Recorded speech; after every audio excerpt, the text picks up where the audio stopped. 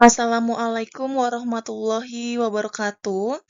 Kami dari kelompok 4 ingin mempresentasikan teori produksi Islam. Ada saya Zahratul Rifka dan Mbak Abiyah Fahira.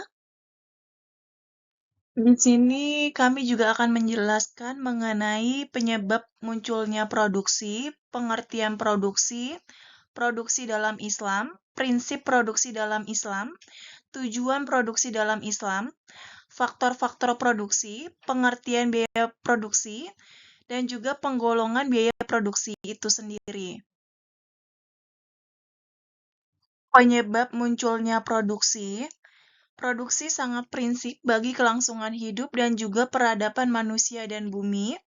Produksi sudah ada sejak manusia menghuni bumi ini. Karena produksi lahir dan tumbuh dari menyatukan manusia dengan alam. Al-Quran dalam artian luas, barang yang diproduksi harus mempunyai hubungan dengan kebutuhan manusia, bukan memproduksi barang mewah secara berlebihan. Dampaknya tenaga kerja yang dikeluarkan menjadi tidak produktif. Imam Al-Ghazali, Kasab dan Islah, usaha fisik yang dikerahkan manusia dan upaya manusia untuk mengelola dan mengubah sumber-sumber daya yang tersedia agar mempunyai manfaat yang lebih tinggi. Produksi atau pencairan ekonomi sebagai bagian dari ibadah individu, produksi barang-barang kebutuhan dasar secara khusus dipandang sebagai kewajiban sosial.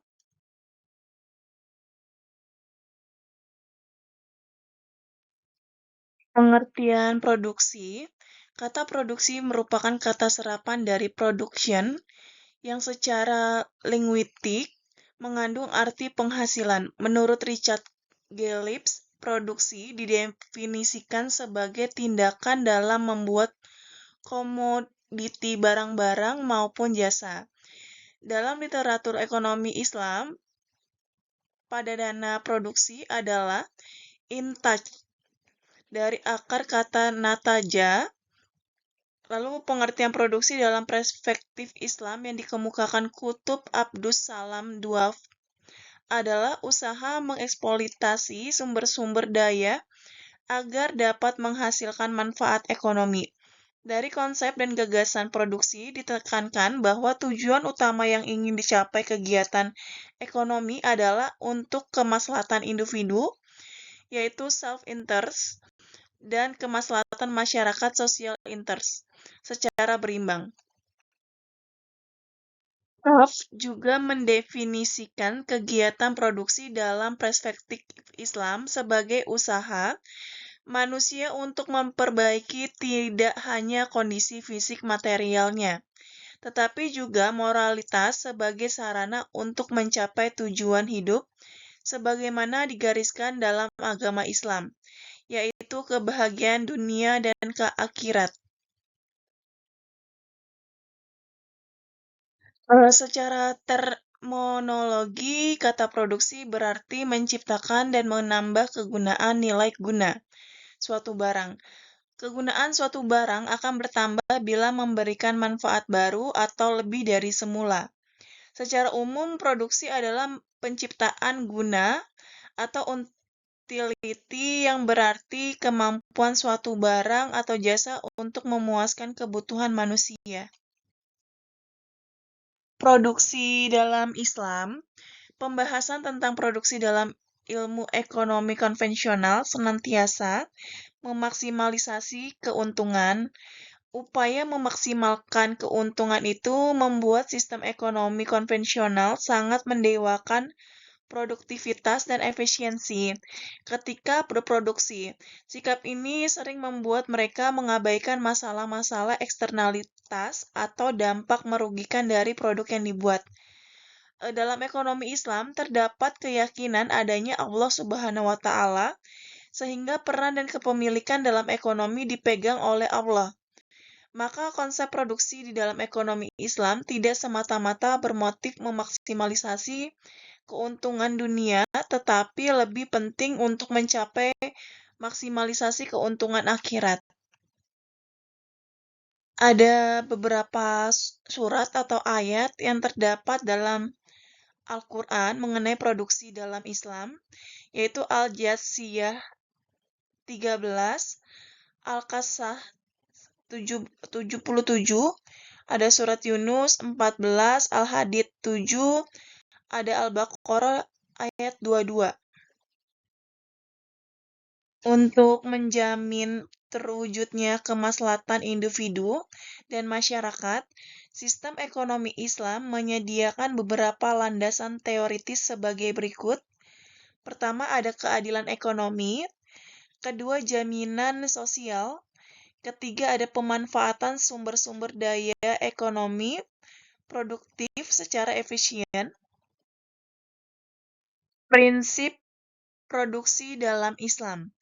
Produksi ditempuh dengan cara halal.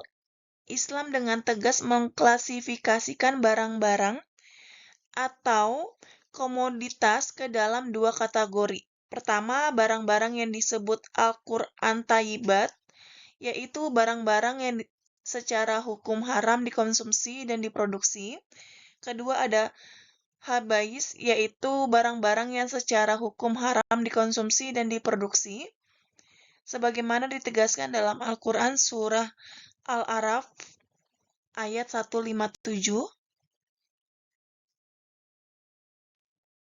Untuk penjelasan mengenai surat Al-A'raf ayat 157, artinya yaitu orang-orang yang mengikuti Rasul, Nabi yang ummi, yang namanya mereka dapati tertulis di dalam Taurat dan Injil yang ada di sisi mereka, yang menyuruh mereka mengerjakan yang ma'ruf dan melarang mereka dari mengerjakan yang mungkar, dan menghalalkan bagi mereka segala yang baik dan mengharamkan bagi mereka segala yang buruk, dan membuang dari mereka beban-beban dan belenggu yang ada pada mereka.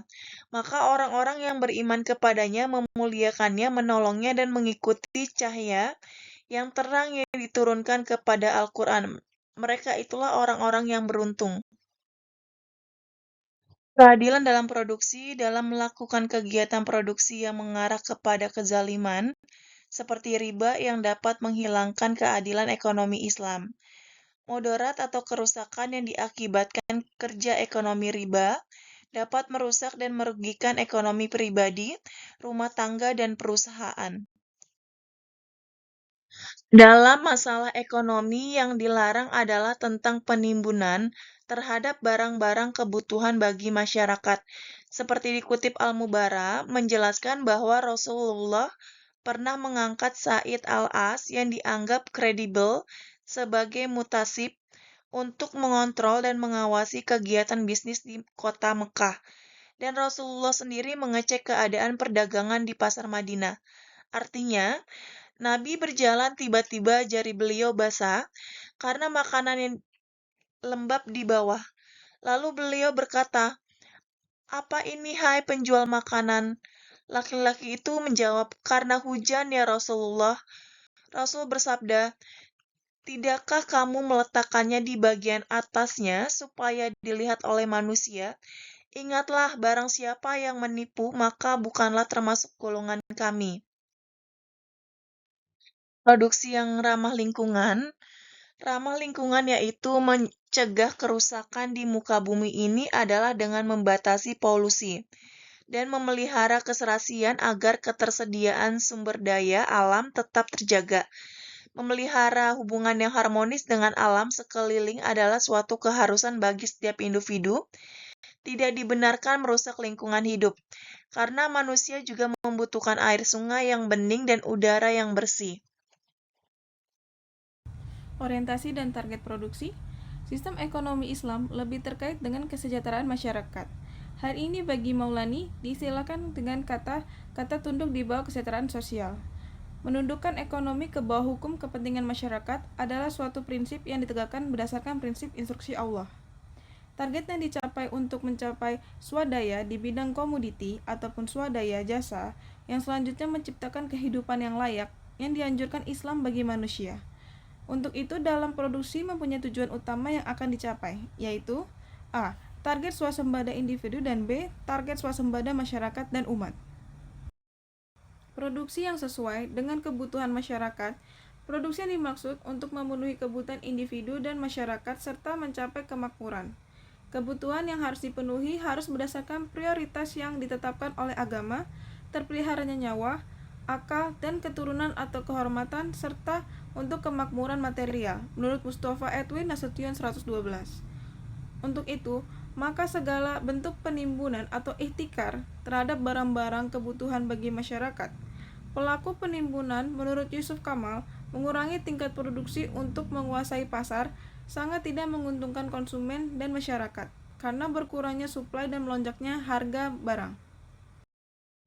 Tujuan produksi dalam Islam: pemenuhan kebutuhan manusia pada tingkat moderat. Dalam pemenuhan kebutuhan pada tingkat moderat menimbulkan dua implikasi, yaitu pertama, produsen hanya menghasilkan barang dan jasa yang menjadi kebutuhan. Barang dan jasa harus memiliki manfaat yang real bagi kehidupan, bukan memberikan kepuasan maksimum saja tetapi juga harus memenuhi unsur manfaat, menurut Nur Arianto Al-Arif 153. Kedua, kuantitas produksi yang diproduksi tidak berlebihan, dengan maksud bahwa barang yang diproduksi secara berlebihan akan menyebabkan misalokasi dalam pengelolaan sumber daya ekonomi dan kemubaziran, serta terkurasnya sumber daya secara cepat, padahal sumber daya seringkali jumlahnya terbatas. Menurut Nur Arianto Al-Arif 153. Menemukan kebutuhan masyarakat dan pemenuhannya. Meskipun produsen hanya menyediakan sarana kebutuhan, namun hal ini bukan berarti produsen bersifat pasif dan reaktif terhadap kebutuhan manusia dan hanya memproduksi barang berdasarkan permintaan konsumen saja. Produsen harus menjadi sosok yang kreatif, proaktif, dan inovatif dalam menemukan barang dan jasa apa saja yang menjadi kebutuhan manusia dan kemudian memenuhi kebutuhan tersebut. Menurut Nur Arianto Al-Arif 153. Menyiapkan persediaan barang atau jasa di masa depan. Pertama, harus mampu menghasilkan barang atau jasa yang bermanfaat bagi kehidupan mendatang. Produsen harus mampu melakukan pengembangan produk yang dapat memberikan kemaslahatan bagi umat di masa depan dengan ketentuan barang yang diproduksi tidak bertentangan dengan syariat dan memberikan manfaat yang real terhadap umat. Kedua, menyadari bahwa sumber daya ekonomi tidak hanya diperuntukkan bagi manusia yang hidup sekarang, tetapi juga untuk generasi yang akan mendatang. Orientasi ke depan ini mendorong produsen untuk melakukan riset dan pengembangan sebagai efisiensi dalam pengelolaan sumber daya ekonomi dan mencari teknologi ramah lingkungan dengan tujuan tersedianya secara memadai berbagai kebutuhan bagi generasi mendatang.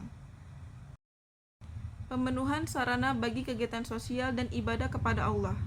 Produsen yang islami akan mampu memaksimalkan keuntungan material dan sekaligus memberikan keuntungan kepada masyarakat dan agama. Menurut Nur Arianto Al-Arif halaman 154. Faktor produksi. Produksi menciptakan manfaat barang di mana manusia hanya mampu menciptakan. Sehingga praktek ekonomi Islam terdapat faktor-faktor produksi, antara lain yaitu pertama itu tanah.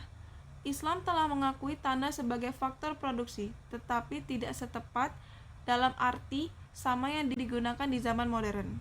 Dalam tulisan klasik, tanah yang dianggap sebagai faktor produksi penting mencakup semua sumber daya alam yang digunakan dalam proses produksi. Umpamanya, permukaan bumi, kesuburan tanah, sifat-sifat sumber daya udara, air mineral, dan seterusnya. Menurut Muhammad Abdul Manan halaman 56. Kedua, tenaga kerja. Dalam Islam, buruh bukan hanya suatu jumlah usaha atau jasa yang ditawarkan untuk dijual kepada para pencari tenaga kerja manusia. Mereka yang mempekerjakan buruh mempunyai tanggung jawab moral dan sosial. Ukuran moral dan sosial buruh sebagai faktor produksi tidak jelas terdapat dalam ilmu ekonomi sekuler. Namun, dalam Islam, buruh digunakan dalam arti yang lebih luas, namun lebih terbatas. Lebih luas karena hanya memandang pada penggunaan jasa buruh di luar batas-batas pertimbangan keuangan. Terbatas dalam arti bahwa seorang pekerja tidak secara mutlak bebas untuk berbuat apa saja yang dikehendakinya dengan tenaga kerjanya itu. Menurut Muhammad Abdul Manan halaman 59. 3. Modal. Modal dapat juga tumbuh dalam masyarakat yang bebas bunga. Janganlah lupa bahwa Islam memperbolehkan adanya laba yang berlaku sebagai insentif untuk menabung.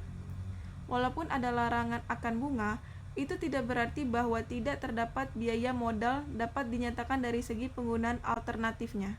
Karena itu, tingkat keuntungan pada usaha ekonomi yang khusus antara lain dapat digunakan sebagai salah satu sarana penentuan modal, menurut Muhammad Abdul Manan halaman 62.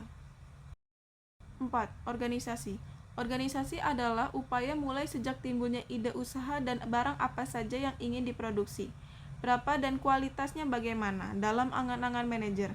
Kemudian ide tersebut dipikirnya dan dicarikan apa saja keperluan yang termasuk dalam faktor-faktor produksi sebelumnya, menurut Muhammad halaman 228. Biaya produksi. Biaya produksi adalah biaya yang harus dikeluarkan oleh pengusaha untuk dapat menghasilkan output. Oleh karena itu, produksi dapat dilaksanakan apabila tersedia faktor produksi. Faktor produksi tersebut harus dibeli karena bukan barang bebas, melainkan barang ekonomi yang jumlahnya langka.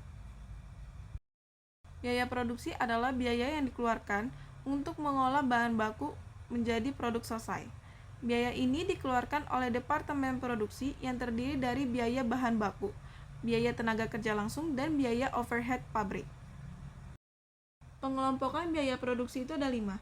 Yang pertama itu objek pengeluaran, yang kedua itu fungsi pokok dalam perusahaan, yang ketiga itu hubungan biaya dengan suatu yang dibiayai, yang keempat ada perilaku alam, hubungannya dengan perubahan volume kegiatan, dan yang terakhir ada jangka waktu manfaatnya. Sekian presentasi dari kelompok 4 dengan judul Teori Produksi Islam. Kurang lebihnya mohon maaf. Wassalamualaikum warahmatullahi wabarakatuh.